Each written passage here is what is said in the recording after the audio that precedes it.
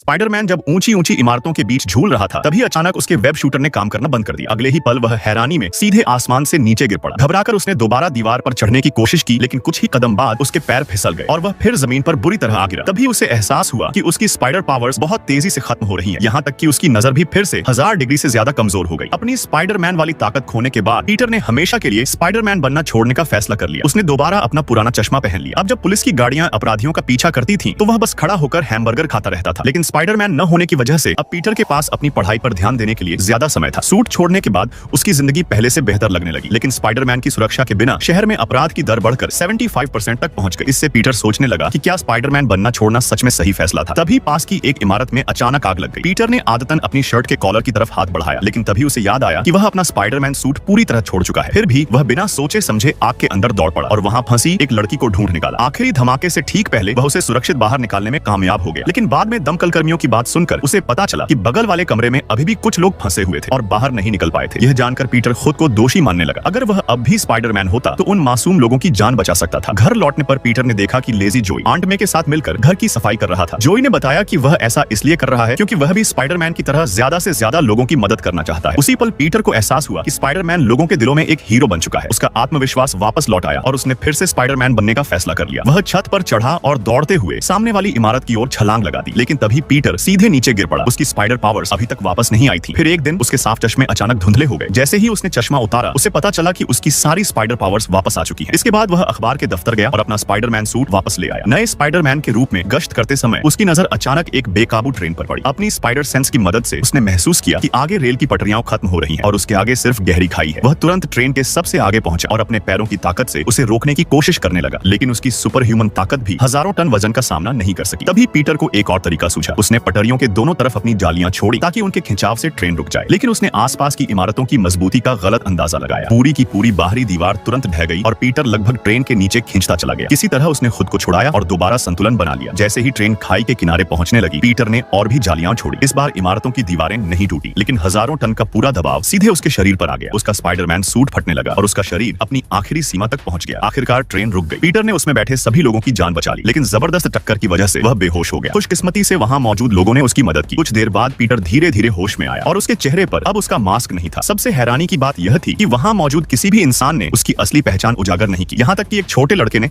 अपना स्पाइडरमैन वाला मास्क भी पीटर को दे दिया। तो क्या आप जानते हैं कि स्पाइडरमैन की खोई हुई पावर्स आखिर वापस कैसे आई थी? ऐसी ही शानदार मूवी क्लिप्स देखने के लिए मुझे फॉलो जरूर करें।